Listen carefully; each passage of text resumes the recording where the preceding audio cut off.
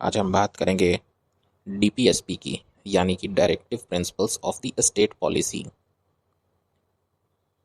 Directive principles of the state policy को Indian constitution के part 4 में आर्टिकल 36 से 51 तक दिया गया है। ये डीपीएसपी आयरिश कॉन्स्टिट्यूशन से इंस्पायर्ड है।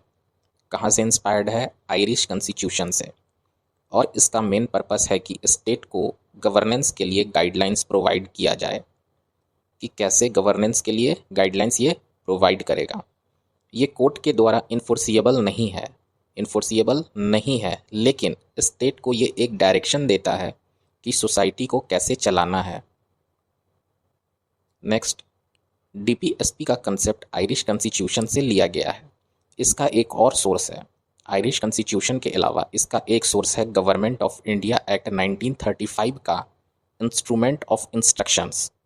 गवर्नमेंट ऑफ इंडिया एक्ट 1935 का instrument of instructions. DPSP Gandhian principle और दूसरे सोशियो इकोनॉमिक आइडियोलॉजीज को रिफ्लेक्ट करता है।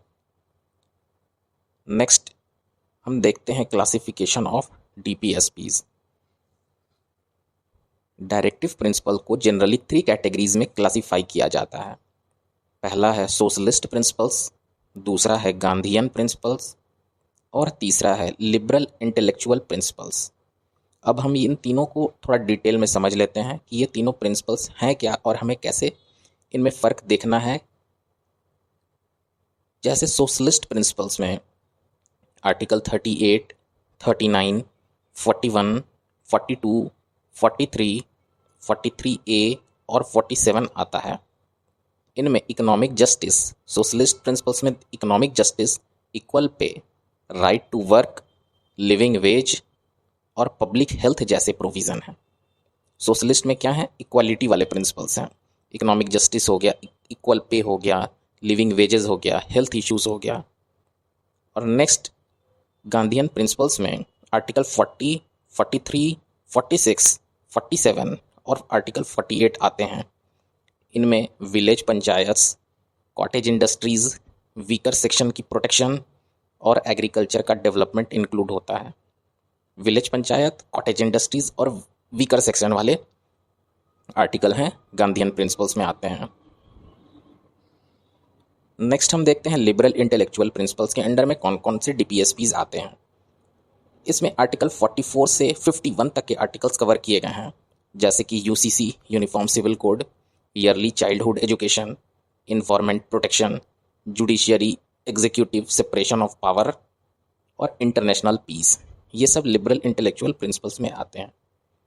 तो हमें पता होना चाहिए कौन से डीपीएसपी किस प्रिंसिपल के तहत आते हैं। Next, significance of DPSPs. DPSP governance के लिए गाइडलाइंस देते हैं, सोशियो इकोनॉमिक लेजिस्लेशन का बेस प्रोवाइड करते हैं और साथ ही साथ प्रियम्बल के गोल्स को अचीव करने में मददगार हैं। ये गवर्नेंस के लिए बहुत ही यूज़फुल है। It is a guideline for the state to administer it. अब हम देखेंगे नेक्स्ट में relationship with fundamental right. DPSPs justiciable नहीं होते हैं, लेकिन आर्टिकल 37 कहता है कि ये फंडामेंटल है गवर्नेंस के लिए। आर्टिकल 37 कहता है कि ये फंडामेंटल है गवर्नेंस के लिए और ये जस्टिसिएबल नहीं है कोर्ट के थ्रू। कोर्ट ने कई केसेस में डीपीएसपीज और फंडामेंटल राइट के बीच में हार्मनी बनाने की कोशिश की है। नेक्स्ट, जुडिशियल इंटरप्रिटेशन देखते हैं कुछ केसेस के डीपीएसपीज के रिगार्डिंग।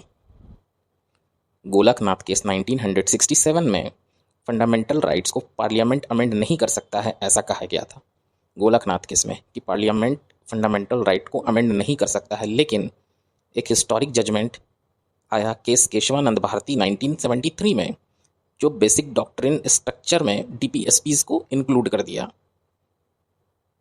कहा गया कि ये बेसिक स्ट्रक्चर है डीपीएसपीज।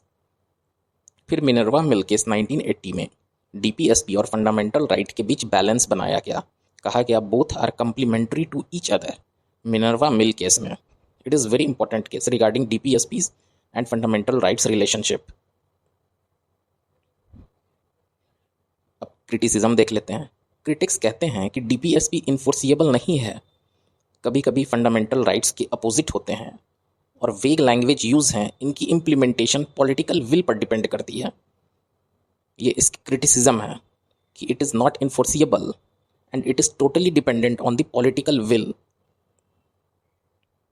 तो डीपीएसपीज गवर्नेंस के लिए एक मोरल कंपास प्रोवाइड करते हैं। ये एक जस्ट सोसाइटी बनाने में काफ़ी इम्पॉर्टेंट है। इनका डायरेक्ट इन्फोर्समेंट नहीं होता है, लेकिन इनडायरेक्टली ये बहुत ही यूज़फुल हैं। किस लिए यूज़फुल हैं? इन पॉलिसी मेकिंग पर ये स्ट्रॉन्ग इन्फ्लुएंस डालते हैं।